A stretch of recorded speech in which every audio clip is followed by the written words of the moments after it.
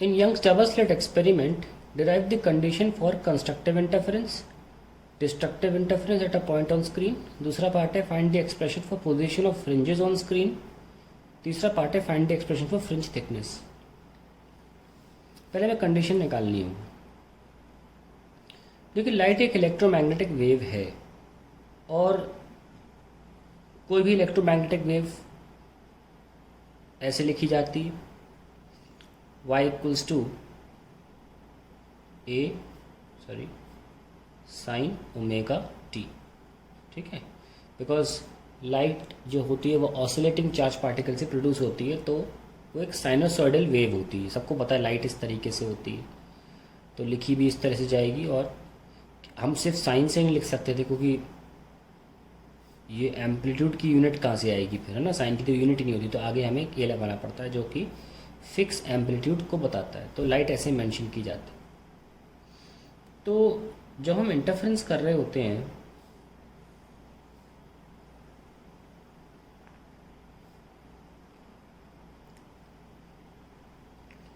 तो सपोज़ यहाँ पर हमें कोई पॉइंट है और हमें यहाँ पे देखना है कि लाइट ऐड होकर हमें ये दो लाइट्स ऐड होकर, सपोज़ ये जा रही है y1, है ना। y1 ले लेते हैं हम a1 साइन ओमेगा टी, और ये ले लेते हैं हम y2 a2 sine omega t plus phi. Some phase difference is there, ठीक है, because there is some path difference. If there is a path difference there will always be a phase difference. So एक phase difference हमने add किया है, इनको हमें add करना है, तब हमें कंडीशन मिलेगी कि लाइट ऐड होकर हमें मैक्सिमम इंटेंसिटी दे रही है कि मिनिमम इंटेंसिटी दे रही है। उसके पहले ज़रा before we start the derivation let me explain you something very important. Let us start that. मैंने आपसे पहले बोला कि जब भी कोई चीज़ ऑसिलेटिंग होती है तो उससे साइनोसॉइडल चीज़ें जन्म लेती हैं। मैं ज़रा एक क्लॉक ले लेता हूँ।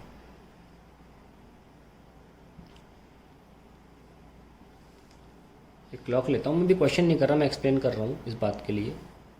मैं एक क्लॉक ले लेता हूँ और इसकी क्लॉक की जो सुई है वो मैंने यहाँ से 0 डिग्री से स्टार्ट करी है, एंगल 0 है। ठीक है, अब क्लॉक का जो टिप है, सपोज ये 1 सेंटीमीटर का या 1 मीटर का है, कोई भी, लेकिन 1 यूनिट का ले रहा हूँ मैं, तो 1 यूनिट का 1,0 इसका टिप का कोऑर्डिनेट होगा। ये -1,0, ये 0,-1, यहाँ पे 0,-1 है। ठीक है, मैं आपको बोल रहा हूँ कि आप सिर्फ y कोऑर्डिनेट पे ध्यान दीजिए और y कोऑर्डिनेट को प्लॉट करिए। किसके साथ? एंगल्स के साथ। ओके, एंगल्स के साथ प्लॉट करिए। यहाँ पे 0, एंगल भी 0, y कोऑर्डिनेट भी 0। यहाँ पहुँच गया एंगल 90, y कोऑर्डिनेट 1। ठीक है, 1 यहाँ मार्क कर दिया। फिर यहाँ 180, y कोऑर्डिनेट 0 है, ये लीजिए। यहाँ y कोऑर्डिनेट -1 है और एंगल 270 है। यहाँ पे जाके एंगल 270 हो जाता है और फिर 360। ठीक है, 180, 270 एंड 360 ऐसे। अब मैं इनको पॉइंट्स को प्लॉट करता हूँ तो मुझे एक साइन थीटा का कर्व मिलता है। ठीक है, अब इसी वक्त मैं एक और घड़ी लेता हूँ और दोनों को मैं एक साथ स्टार्ट कर रहा था। बनाई तो मैंने पहले एक पहली वाली थी, लेकिन उस घड़ी को मैंने ऐसे इस यहाँ पे रख के स्टार्ट किया है। ठीक है, दोनों का स्टार्टिंग समय एक ही है, एकदम स्टार्ट कर दिया। ये ऐसे मूव कर रही भी, यहाँ से मूव कर रही है। अगर ऐसा होता है तो दोनों के बीच में इनिशियली फेज डिफरेंस 180 है, यहाँ फेज 0 है, यहाँ इनिशियल फेज 180 है। तो फेज डिफरेंस कितना हुआ? डेट ये सिर्फ 1 और ये 2, तो इनिशियल फेज डिफरेंस जो हुआ वो 180 का हुआ। और अब बनाते हैं, इसको बनाते हैं।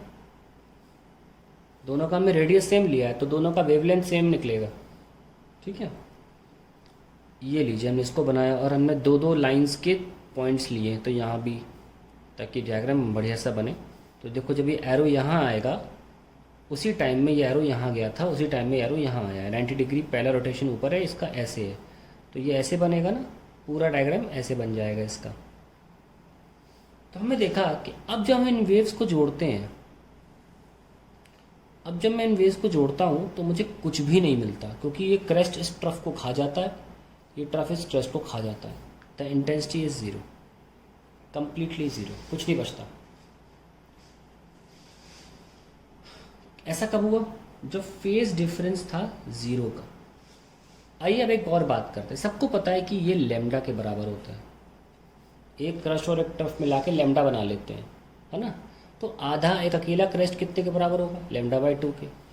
तो ये तो हमने फेज डिफरेंस देखा दो एरोस के बीच में, लेकिन जब हमने इसको वेवलेंथ के फॉर्म में बनाया तो हम पाथ डिफरेंस के फॉर्म में भी देखना चाहते हैं कि दोनों में पाथ डिफरेंस कितना है। अगर मैं इसको कंटिन्यू करता ना, पीछे करूँ, ये देखिए कंटिन्यू कर रहा हूँ,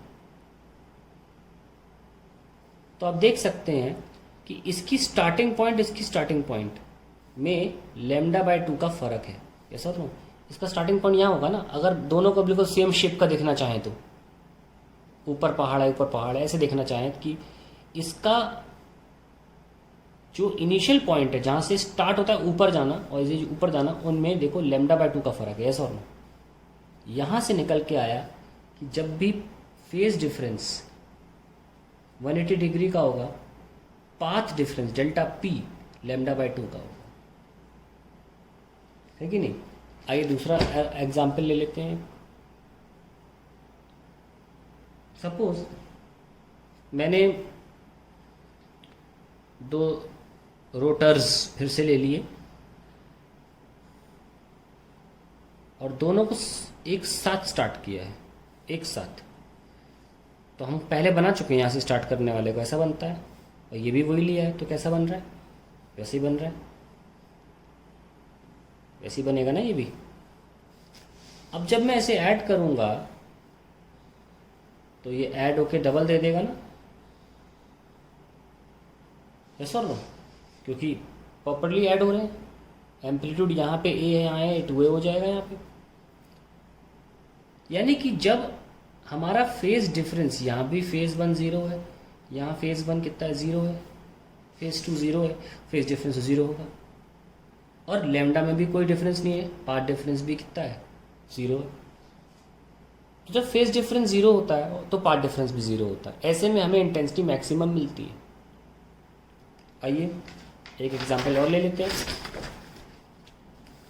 सपोज एक हमारा एरो है ऐसे,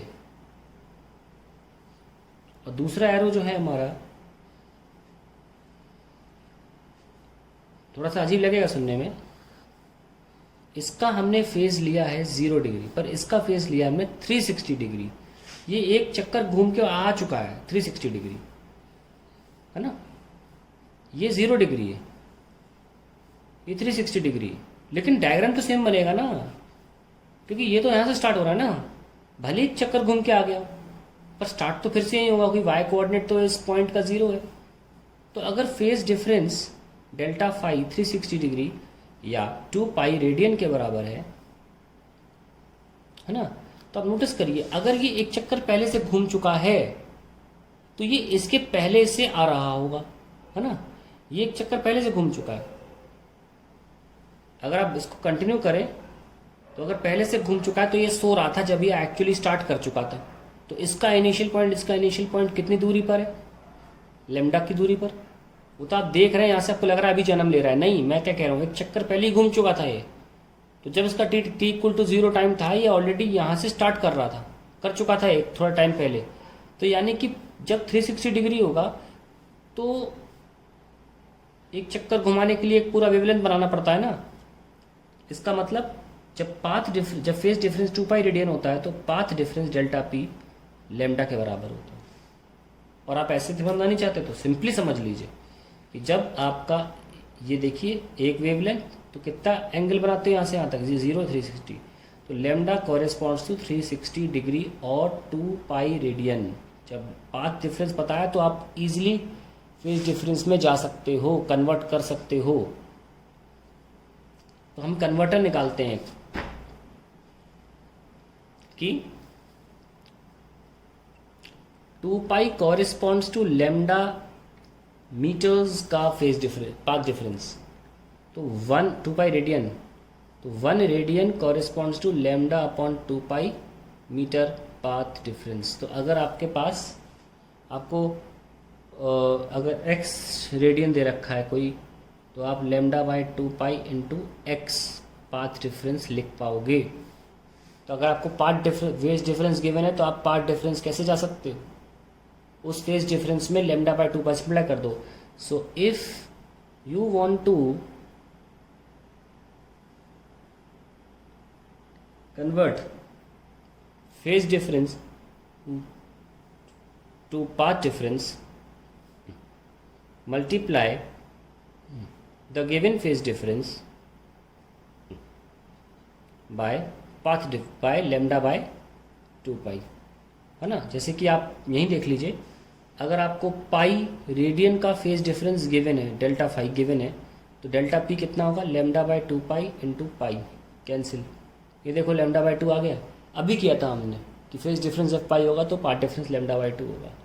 उल्टा करना, लैम्डा मीटर है तो 2 पाई के कॉरेस्पॉन्डिंग है, तो 1 मीटर का path difference 2 pi by lambda phase difference के बराबर होता है, फेज डिफरेंस के बराबर होता है। तो अगर if you want to convert path difference to phase difference, then multiply the given path difference by 2 pi by lambda, और ये थोड़ा ज़्यादा यूज़ होता है। अब देखिए इसका मतलब क्या हुआ, इसका मतलब ये हुआ, सपोज मेरे पास wavelength of violet light 4000 angstrom है, तो अगर ये एक सोर्स रख दिया मैंने, ठीक है, और ये मेरा पॉइंट ऑफ इंटरेस्ट है जहाँ पे मुझे 2 वायलेट लाइट को जोड़ना है, ठीक है, और दूसरा मेरा सोर्स मान लीजिए ये है, तो यहाँ ये मेरा पॉइंट ऑफ इंटरेस्ट है। पॉइंट ऑफ इंटरेस्ट करोड़ों हो सकते हैं, मुझे तो यहाँ चुनना है, यहाँ पे क्या होगा, तो S1P, तो यहाँ से जो लाइट जा रही है वायलेट लाइट, वो ट्रैवल कर रही है कुछ डिस्टेंस S1P, और ये जो लाइट यहाँ से यहाँ जा रही है, मान लीजिए वो ट्रैवल कर रही है डिस्टेंस S2P। अगर इन दोनों S2P माइनस S1P में पाथ डिफरेंस अगर लैम्डा के ही बराबर हो गया तो इंटेंसिटी मैक्सिमम मिल जाएगी। यही तो कंडीशन है, यही तो सीखा थी देर से। क्या सीख रहे हैं कि अगर लैम्डा का पाथ डिफरेंस है तो हमारा एडिशन हो जाएगा वेव्स का और हमें इंटेंसिटी मैक्सिमम मिल जाएगी। पर यानी कि किसके बराबर, अगर दोनों लाइट्स के बीच में 4000 एंगस्ट्रॉम का फासला था, ये डिस्टेंस मान ले ये डिस्टेंस 1 मीटर है और ये डिस्टेंस है 1 + 4000 एंगस्ट्रॉम, यानी कि 4000 एंगस्ट्रॉम एक्स्ट्रा ट्रेवल चल रहा है, S2P एक्स्ट्रा 4000 है, तो यहाँ पे सर्तिया इंटेंसिटी मैक्सिमम मिलेगी। यही तो कंडीशन है। सपोज सीधा सीधा देख लें, मान लो यहाँ पे एक लाइट है और ये पॉइंट ऑफ इंटरेस्ट है P, लो भाई, और पीछे लाइट दे दी हमने S2P, ये एक्स्ट्रा डिस्टेंस 4000 एंगस्ट्रॉम ले लो, मान लो एक्स्ट्रा, तो फिर ये दोनों लाइटें मिलके यहाँ इंटेंसिटी मैक्सिमम दे देंगी। हैरान करने वाली बात यह है कि मान लीजिए S1 ये, या आप एक सिंपल तरीका बना सकते हो, मान लो एक पॉइंट ऑफ इंटरेस्ट ये और यहाँ पे एक S2P मान लो, और ये S2P जो है मान लो ये x है, तो ये अगर मैंने S2P ज़बरदस्ती x + 4000 एंगस्ट्रॉम ले लिया तो यहाँ मुझे इंटेंसिटी मिलेगी मैक्सिमम। यानी कि अगर डिस्टेंस ट्रेवल्ड बाय लाइट में अगर फासला लैम्डा होगा तो इंटेंसिटी मैक्सिमम मिलेगी। लेकिन अब सुनिए, अगर मैं, जैसे कि मैंने आपको 360 बोला, मैं 2 चक्कर घुमा के आ जाऊँ तो लो, तो भी आपको यहाँ पे ऐसे ही मिलने वाला है, तो भी ऐड हो जाएगा। यानी कि लैम्डा का कोई भी मल्टीपल होगा। अगर मान लीजिए ये S1 है और ये पॉइंट ऑफ इंटरेस्ट है और ये डिस्टेंस मैंने S2 ये वाला ले लिया x + 8000, तो ये 2 times of wavelength of light के डिस्टेंस एक्स्ट्रा चल रहा है, तो भी इंटेंसिटी मैक्सिमम मिल जाएगी। क्योंकि हम देख सकते हैं कि अगर हम 360 एक चक्कर, दूसरा चक्कर के बाद भी अगर सेम समय पे स्टार्ट करेंगे तो भी यहीं से दो पहाड़ जो क्रेस्ट ऐड होके हमें इंटेंसिटी मैक्सिमम दे देंगे। तो multiple times of integer multiple of lambda भी अगर एक्स्ट्रा डिस्टेंस चलेगी लाइट, और यहाँ से S1P आ रहा है जो कि x के बराबर है, I will still get same intensity. लेकिन अगर ये पॉइंट ऑफ इंटरेस्ट है, यहाँ से मान लीजिए डिस्टेंस ट्रेवल्ड x है और यहाँ से मान लीजिए डिस्टेंस है x + 2000 एंगस्ट्रॉम। एक्स्ट्रा कितना है? λ/2 के बराबर। यहाँ पे इंटेंसिटी 0 हो जाएगी। तो पाथ डिफरेंस में ज़्यादा समझ में आता है एक्चुअली, इसलिए पाथ के फॉर्म में समझा रहा हूँ। ठीक है, वही बात लेकिन फेज डिफरेंस में भी है जो आपको समझ में आ गई एरो के थ्रू। तो now we can start this concept कि हमें दो वेव्स को ऐड करना है जिनके बीच में कुछ फेज डिफरेंस है। तो पहली वेव हो सकती है A1 sin ωt और दूसरी मान लीजिए है A2 sin ωt +φ।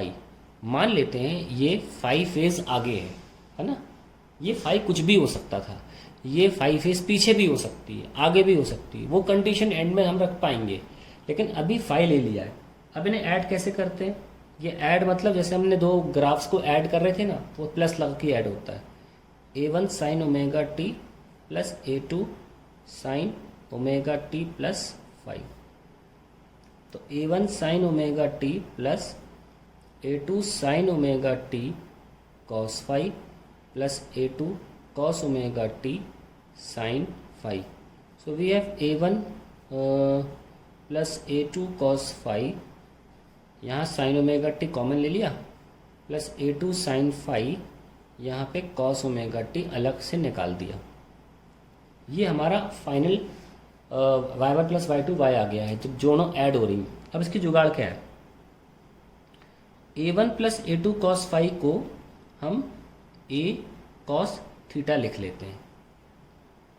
लेट कर सकते हैं, से it is A cos theta. ये दोनों ऐड होके कुछ नया एम्पलीट्यूड देंगे और कुछ नया फेज देंगे। ठीक है, और A2 sin phi को यहाँ चेंज किया तो यहाँ भी कर ही लो, A sin थीटा लिख लिया। ठीक है, तो इससे क्या होगा, हम इसको ऐसे लिख पा रहे हैं A cos theta sin ωt + A sin theta cos ωt। So A common ले लिया हमने और बाकी ये क्या हो गया, sin ωt + थीटा। तो हमारी फाइनल जो वेव है वो इस तरह की आ गई। हमारी एक फाइनल वेव आ गई। सपोज हमने दो वेव ली थी, एक हमने ली थी ऐसी इस तरीके की और एक हमने दूसरी ली थी जो थोड़े फेज में आगे थी, है ना। मान लेते हैं इस तरीके से, है ना। ये जो है वो फेज था जितना वो आगे थी। ध्यान रखना, आगे का मतलब जब हम आगे बोलते हैं ज़्यादा फेज होता है तो बनाते पीछे हैं। ठीक है, नाउ क्योंकि ये पहले स्टार्ट हो गया था इसलिए ये मतलब होता है इसका। तो अब दोनों जब ऐड होंगी, है ना, तो उनका एक अपना एक फेज़ होगा ओवरऑल और उनका एक ओवरऑल एम्पलीट्यूड होगा। सपोज ओवरऑल फेज़ मिला के यहाँ इसका थोड़ा सा पीछे था ना, अब थोड़ा सा आगे ले लेते हैं ऐसे, और एम्पलीट्यूड ऐड होके मान लो ऐसा कुछ हो गया। तो हमें तो एम्पलीट्यूड से मतलब है, क्योंकि इंटेंसिटी ऑफ लाइट एम्पलीट्यूड का स्क्वायर होता है, हमें फेज से मतलब नहीं है, हमें तो एम्पलीट्यूड से मतलब है। तो फाइनल एम्पलीट्यूड क्या निकल के आया ये हमारे लिए मुद्दा है, क्योंकि फिर हम उसका स्क्वायर करके इंटेंसिटी निकाल लेंगे। और ये बात कहाँ से आई कि इंटेंसिटी एम्पलीट्यूड का स्क्वायर होता है? 11वीं क्लास ऑसिलेशन वेव से। ठीक है, तो ये आप यहाँ 12वीं में ये मान के चलिए कि intensity is proportional to square of amplitude. तो हमारा मेन मुद्दा यही है कि हमें एम्पलीट्यूड निकाल लें। तो आइए एम्पलीट्यूड निकालते हैं। तो ये हमारा एक्चुअली में क्वेश्चन का फर्स्ट पार्ट चल रहा है। अब फाइनली यहाँ से स्टार्ट हुआ है, हमने कहा था ना यहाँ से स्टार्ट करना है। बहुत छोटा है, कुछ नहीं, ऐड किया और ऐसे लिख लिया। चलिए अब हमें ए निकालना है। कैसे निकालें? Let see. हमने कुछ लेट किया था, हमने किया था A1 + A2 cos थीटा को A2 cos phi और A sin थीटा को A2 sin phi। ऐसा करते हैं, बोथ साइड्स स्क्वायर करके ऐड कर देते हैं। A square sine square theta is equals to A1 plus A2 cos phi का square plus A2 sine phi का square, A1 square plus A2 square cos square phi plus 2A1 A2 cos phi plus A2 square sine square phi. यहाँ पे A square common ले लिया, sine square theta plus cos square theta. So A square आ गया A1 square plus A2 square common लेके sine square plus cos square phi 1 हो जाएगा 2A1 A2 cos phi. तो अब आप देख पा रहे हैं कि एम्पलीट्यूड का स्क्वायर होता है ये, और intensity is proportional to square of amplitude. Intensity is K A square. So intensity आ गई K times of A1 square plus A2 square plus 2A1 A2 cos phi. ठीक है ना। अगर हमें मैक्सिमम इंटेंसिटी चाहिए तो उसके लिए हमारा कॉस फाई होना चाहिए 1। तो के A1 square plus A2 square plus 2A1 A2। और अगर हमें मिनिमम इंटेंसिटी चाहिए तो हमारा उसके लिए कॉस फाई होगा -1, तो आई में हो जाएगा के A1 square plus A2 square minus 2A1 A2, जिसको हम फाइनल लिख सकते हैं के A1 प्लस A2 का होल स्क्वायर के A1 माइनस A2 का होल स्क्वायर। तो condition for maximum and minimum intensity यही है कि हमारा कंडीशन क्या थी, ये तो इंटेंसिटी आ गई। सो कंडीशन क्या रखी गई, कंडीशन रखी गई कि कॉस फाई का 1 हो जाना चाहिए, यानी कि फाई क्या हो जाना चाहिए, कब कब मिलता है 0 पे, है ना। 0 पे मिलता है कॉस फाई 1, 2 पाई पे मिलता है कॉस फाई 1, 4 पाई पे मिलता है कॉस पे 0 पे मिलता है, 2 पाई पे मिलता है, 4 पाई पे मिलता है, 6 पाई पे मिलता है एंड सो ऑन। तो हमें 2n पाई पे मिलेगा, यानी कि इंटीजर मल्टीपल ऑफ इवन पाई पे मिलेगा, इवन इंटीजर मल्टीपल ऑफ पाई बोल सकते हैं। तो 2n पाई पे हमको जब फेज डिफरेंस 2n पाई के बराबर होगा, जिसमें n की वैल्यू हम 0 से ले सकते हैं 1 2 3, तब तक हमको मैक्सिमम मिलता रहेगा। पर हमको एक बात और पता है कि अगर हम इसी चीज़ को फाई को, जो कि फेज डिफरेंस था, पाथ डिफरेंस के फॉर्म में लिखना चाहें in terms of path difference, तो हम कैसे लिखेंगे, delta P is equals to n कोने में ले जाओ 2 पाई, और 2 पाई का मतलब क्या था, लेमडा। तो जब भी इंटीजर मल्टीपल ऑफ लेमडा होगा तब तक हमको इंटेंसिटी मैक्सिमम मिलती रहेगी, और ये हमने आपको ग्राफिकली भी सॉल्व करके दिखाया था अभी। ठीक है, अब बात आती है मिनिमा के लिए। ये मैक्सिमम कंडीशन थी, अब minima cos phi is equals to -1। So phi का मतलब होगा -1 कब मिलता है, पाई पे मिलता है, 3 पाई पे मिलता है, 5 पाई पे मिलता है, 7 पाई पे, यानी कि ऑड इंटीजर ऑफ पाई। तो पहले पाई से शुरू हुआ था ताकि हम 0 ले सकें, तो हम 2n + 1 ले रहे हैं। चलिए आप -1 ले लीजिए, इसमें ज़्यादा बेटर रहेगा, हम 1 से स्टार्ट कर लेंगे। ठीक है, 2n - 1 पाई, और where n is starting from 1 2 and so on. अगर आपको 0 से n लेना है तो आप 2n + 1 ले सकते हैं, दोनों ही ऑड नंबर है, कोई बहुत बड़ा बात नहीं होगी इसमें, इसमें कोई फ़र्क नहीं पड़ेगा। अगर आप 2n + 1 ले रहे हैं तो n 0 ले सकते हैं, अगर आप 2n - 1 ले रहे हैं तो n 1 से स्टार्ट कर लेना, क्योंकि माइनस पाई का कोई मतलब नहीं बनता। ठीक है, और अगर आपको पाथ डिफरेंस के फॉर्म में लिखना है, डेल्टा पी के फॉर्म में, तो पाई की जगह पर λ/2 लगा लो, खत्म हो गया पहला पार्ट। हमारा पहला पार्ट क्या था, हमारा पहला पार्ट था in Young's double slit experiment derive the condition for constructive and destructive interference at a point on screen.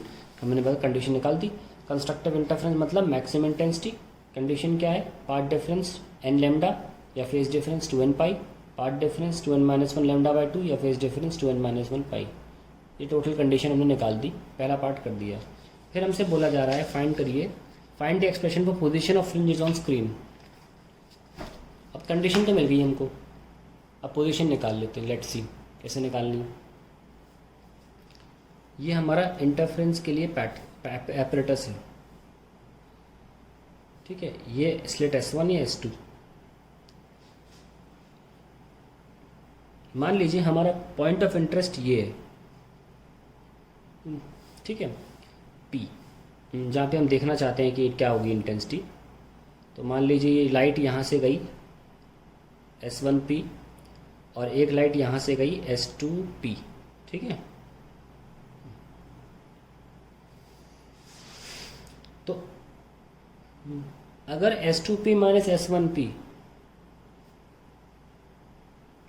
2n minus 1 lambda bye 2 के बराबर हुआ तो ये इंटेंसिटी 0 दे देगा, या ये कहिए मिनिमम दे देगा। और मिनिमम 0 कब देगा? जब इन दोनों के एम्पलीट्यूड सेम होंगे, क्योंकि मिनिमम इंटेंसिटी का फॉर्मूला निकल के आया था A1 माइनस A2 का होल स्क्वायर। तो 0 तभी आएगी जब A1 और A2 बराबर होंगे, है ना। तो मिनिमम भी लिखना सही है। और S2P minus S1P path difference की बात कर रहे हैं, इसलिए मैं कहता ना पाथ ज़्यादा इजी पड़ेगा सॉल्व करना, क्योंकि यहाँ तो पाथ दिख रहा है ना। देखो एक S2P एक डिस्टेंस है, S1P एक डिस्टेंस है। अगर S2P डिस्टेंस S1P से इतने डिस्टेंस से फासले पर रहा, इतना पाथ डिफरेंस हुआ, दोनों के पाथ में इतना डिस्टेंस रहा, तो फिर हमें 0 इंटेंसिटी मिलेगी। या अगर ये n लैम्डा के बराबर हुआ तो हमें इंटेंसिटी मैक्सिमम मिलेगी, है ना। तो हमें अब पहले तो अगर हमें डिस्टेंस निकालना है तो हमको पहले ये S2P minus S1P left hand side solve करना होगा, फिर हम बारी बारी केस रख के पोजीशन निकाल लेंगे। तो कैसे सॉल्व करें? Very simple. हम कुछ नहीं करना चाहते हैं,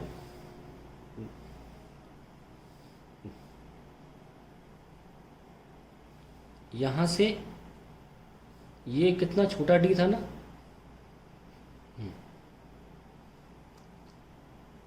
और ये कितना था? Capital D। नाउ इसको हम एनी पोजीशन yn ले लेते हैं सेंटर से।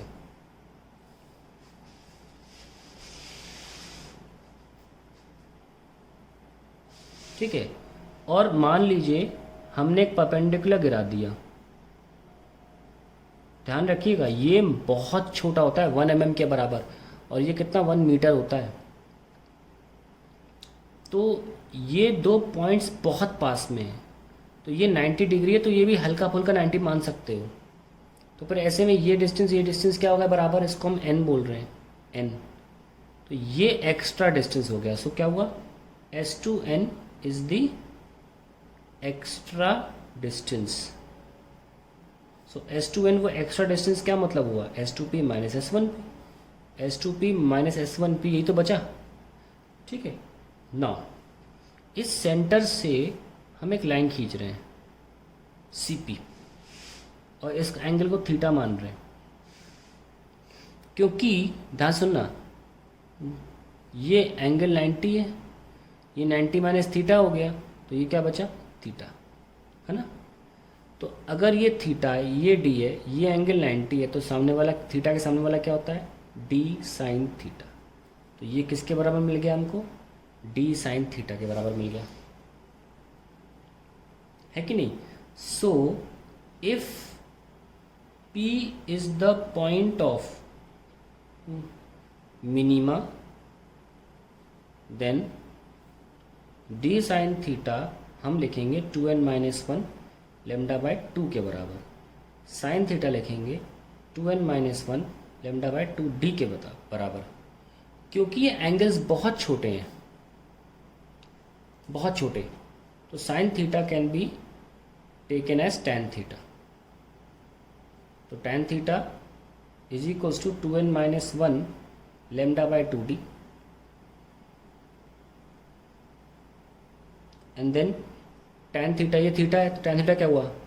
Perpendicular upon base yn by d, 2n minus 1 lambda by 2d, and yn is equals to 2n minus 1 lambda d by 2d। तब से हम यही फॉर्मूला आपने पीछे देखा होगा, कुछ क्वेश्चन में यूज़ कर रहे थे। तो ये डैश लिखना चाहिए, क्योंकि हम डार्क वाले की बात कर रहे हैं। हमारी डार्क फ्रिंज का पोजीशन आ गया। तो अगर आप चाहते हो कि आपको पहली डार्क फ्रिंज चाहिए, फर्स्ट डार्क फ्रिंज, तो क्या होगी? 2n minus 1 lambda d by 2d में आप क्या पुट करोगे? डार्क है ना, तो 2 into 1 minus 1 lambda d by 2d, that is lambda d by 2d। अगली वाली क्या होगी? 2 इंटू 2, हम n इक्वल टू 2 रख रहे हैं ना, -1 lambda D by two D, it will be 3 lambda D by two D. फिर हम n इक्वल टू 3 रखेंगे, y3 dash 2 into 3 -1 lambda D by two D, क्या आया 5 lambda D by two D. Lambda D by two D, lambda D by two D, lambda D by two D common है, 1 lambda D by two D, 3 lambda D by two D, 5 lambda D by two D, ये चलता चला जा रहा है ना। ये हमारी डार्क फ्रिंजेस की पहली डार्क फ्रिंज। तो स्क्रीन पर कैसे बनेगी, किसी भी कीमत पे 0 तो आ नहीं रहा है क्योंकि हम स्टार्टिंग n1 से कर रहे हैं। तो पहली वाली कहाँ बनेगी, lambda D by two D पर, फिर 3 लैम्डा डी बाई टी, अगली बारी किसकी आएगी, ब्राइट की आएगी, फिर 3 lambda D by two D पर बनेगी। तो हम इनके बीच में जो गैप होगा वो हमें ब्राइट फ्रिंज की थिकनेस दे देगा। खैर उस पर बात नहीं कर रहे अभी हम। तो ये हमारा फाइनल एक्सप्रेशन आ गया डार्क फ्रिंज का, ठीक है। ये तो ब्राइट थी सेंटर वाली, है ना। फिर ये हमारी डार्क फ्रिंज है, डार्क ब्राइट डार्क। तो जो पोजीशंस हैं, ये स्लिट है, ये स्लिट है, यहाँ से देखी जा रही है। तो ये देखो कौन सी है, थर्ड डार्क फ्रिंज, है ना। थर्ड नहीं सेकंड थी, ये फर्स्ट डार्क फ्रिंज है ऐसे।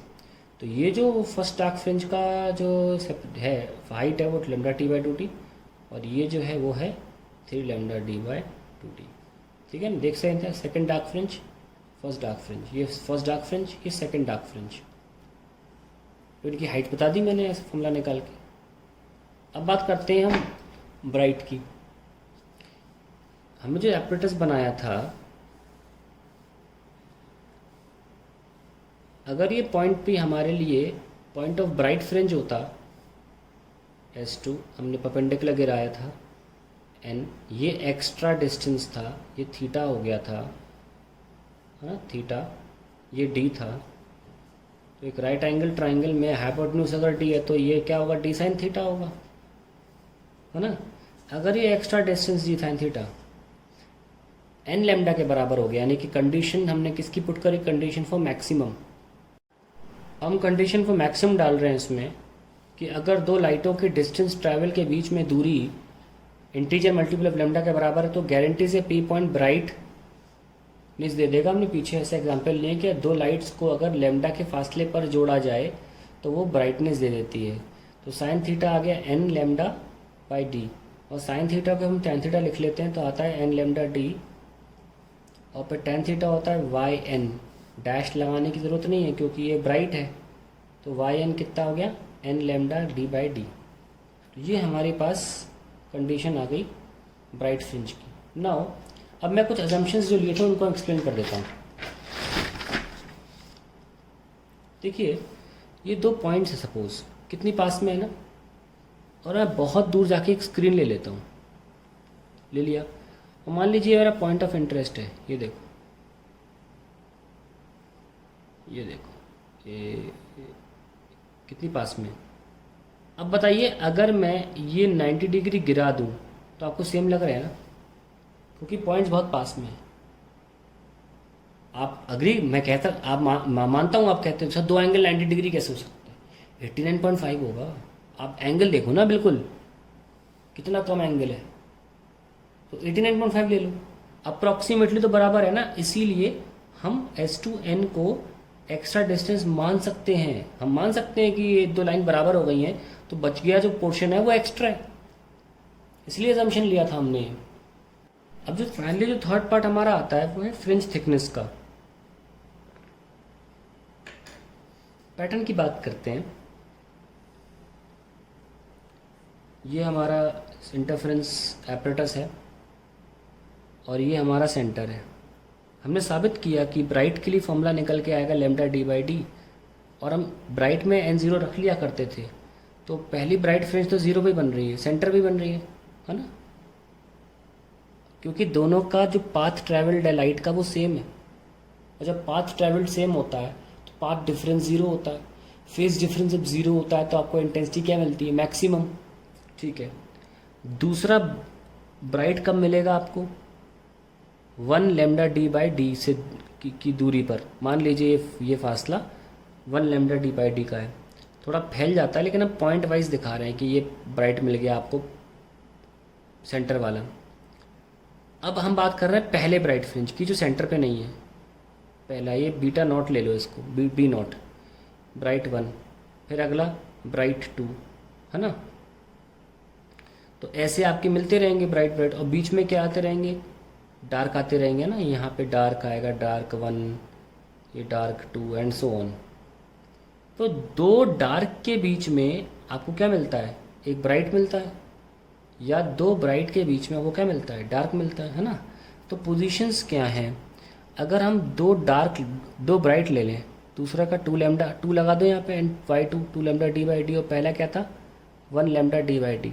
तो दो ब्राइट के बीच में हमको एक डार्क मिलता है, delta y, that is y2 minus y1, कितना है 2 lambda D by D minus 1 lambda D by D will give me lambda D by D. तो fringe thickness beta dash, dark fringe की थिकनेस कैसे निकाली जा रही है, दो ब्राइट के बीच सब्ट्रैक्ट करके, दो ब्राइट को सब्ट्रैक्ट करके डार्क फ्रिंज की थिकनेस निकाली जा रही है, कितना है लैम्डा डी बाई डी। और अगर आप bright thickness of bright fringe निकालना चाहते हो, थिकनेस ऑफ ब्राइट फ्रिंज निकालना चाहते हो, तो कैसे निकालोगे, डेल्टा वाई, या लिख सकते हो सिंपली बीटा होगी, डार्क फ्रिंज के लिए डैश यूज़ करेंगे और ब्राइट फ्रिंज के लिए बिना डैश के, वो होगा y2 dash minus y1 dash. Consecutive दो डार्क फ्रिंजेस की सेपरेशन निकाल लो। फॉर्मूला क्या था 2n माइनस 1, है ना। तो दूसरे वाले के लिए आया था 3 लैम्डा डी बाई 2d, और पहले वाले के लिए क्या था लैम्डा डी बाई 2d। ये 1.5 लैम्डा डी बाई डी है, ये 0.5 लैम्डा डी बाई डी है। तो 1.5 minus 0.5 is 1 lambda D by D. तो लैम्डा डी बाई डी आ गया। तो हमने क्या देखा, ब्राइट फ्रिंज का भी सेम थिकनेस आया lambda D by D, dark fringe का भी सेम थिकनेस आया लैम्डा डी बाई डी। तो ब्राइट फ्रिंज और डार्क फ्रिंज दोनों की थिकनेस सेम होती है। आइए जल्दी से पैटर्न देख लेते हैं कैसा होता है। पैटर्न हमको ऐसा मिलता है, सपोज ये हमारी सेंटर की सेंटर की ब्राइट फ्रिंज है, फिर हमें डार्क मिली, हम कलर कर लेते हैं डार्क को, फिर हमको ब्राइट मिली, ठीक है। ध्यान रखना ये हमको ब्राइट मिल रही है और फिर हमको फिर से डार्क मिल रही है। तो जो ब्राइट फ्रिंज की थिकनेस है वो ऐसे ली जाती है डार्क के सेंटर से, ये है बीटा, और दो ब्राइट के सेंटर से जब हम थिकनेस लेंगे तो बीटा डैश आएगा, ये है डार्क फ्रिंज। आपको लग रहा होगा सिर्फ इतना सा है, ऐसा नहीं लिया जाता, लिया जाता है। So fringe thickness is measured from the centre of fringes, very important point. अब इसके बाद आई होप इंटरफेरेंस में आपको प्रॉब्लम नहीं होगी, आप क्वेश्चन भी समझ पाएंगे।